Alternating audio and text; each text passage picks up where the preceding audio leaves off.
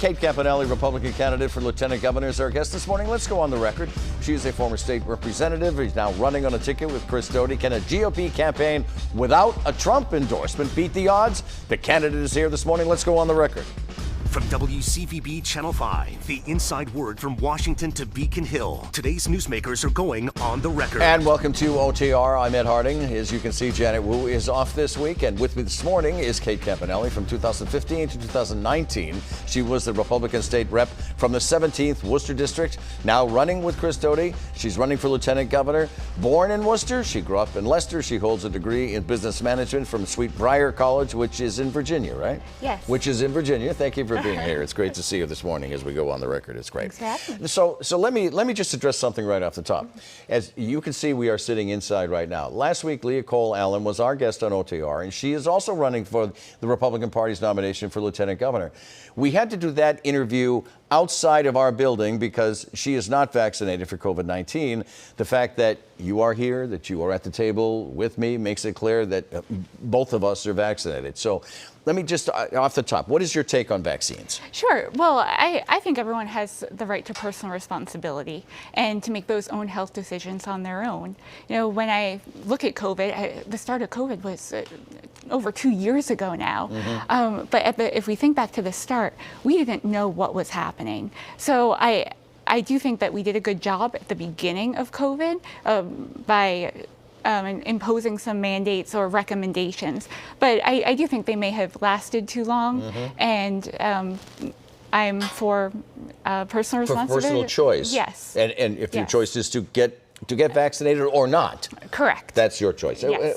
What about people losing their jobs because of that? And in fact, Leah Cole Allen did lose her job mm-hmm. because she didn't get vaccinated. Yeah, you know, I think that may have been hindsight is 20/20 when we look at these, and I think that losing your job over not taking the vaccine mm-hmm. is problematic, and we've seen that throughout Massachusetts, mm-hmm. and it's unfortunate. What about masks? So, for example, would you bring?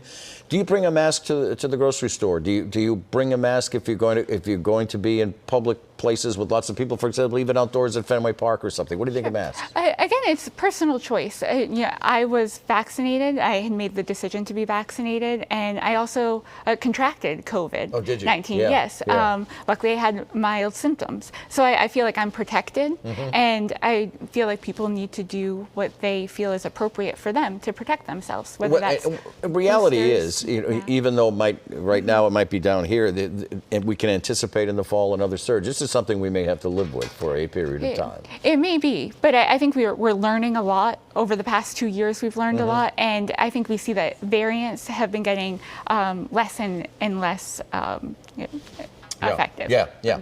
So let's talk about gun laws. And the 4th of July parade shooting in Highland Park, Illinois, again puts the epidemic of gun violence in the headlines. Question one, do you support Massachusetts gun laws, or would you seek to change them in a position of lieutenant governor? You know, we can look at the local SCOTUS ruling. I think that's on the top of everyone's mind, especially with what we saw happen in Illinois. And I think what that does is create uniformity here in Massachusetts. Mm-hmm. It creates that uniformity where police chiefs now have to be objective in their decision versus subjective. Mm-hmm. And I think the AG and the governor's joint guidance to municipalities was pretty accurate. When we talk about gun laws, we're so used to saying, see something, say something, mm-hmm. which I believe what we're seeing a common thread in all of these recent shootings is that there were multiple warning signs after the fact that we find out. So I'd like to add something to that statement. See something, say something, do something. We don't seem to be good at the doing something mm-hmm. part. After my time in the legislature, I was a school teacher, and I worked in multiple school districts. And in one particular case, I had a student in my classroom with behavioral issues. At the end of every day, I would have to go out and clean out his desk. And one day, I found a note in his desk. It was a death note with children's names on it that were in my class. I immediately took that to the principal, who then gave it to the guidance counselor, who brushed it off saying, oh, he's just copying a TV show. So what are we doing at these critical moments to prevent any violence from happening? And this is just one story in many of other teachers I've spoke to that may probably speak off the record about instances like this. So I think having mental health resources and actually doing something when we see it is so critical. You mentioned the Supreme Court. What do you think of the decision to roll back the restrictions on concealed weapons? You know, I think it just creates uniformity here in Massachusetts, and I think the effects will be very small. Well, the next thing I want to talk about is Roe v. Wade. The Supreme Court's overturning of Roe v. Wade sent thousands of Massachusetts residents into the streets protesting and celebrating the ruling. Governor Baker signed an executive order offering broader protections for abortion providers. So how do you view the state's approach? Sure. Well, overall, I agree with Governor Baker's executive order. I think it helped calm a lot of nerves that people may have had about the Supreme Court decision. But really, the people of Massachusetts have spoken about this. They've spoken loud and clear that they want abortion access here in Massachusetts, and I wouldn't seek to change that. What do you think of the High Court's decision to overturn Roe v. Wade? Yeah, I think it brings it back to the states where it belongs. Where it belongs, it's the people's voice now.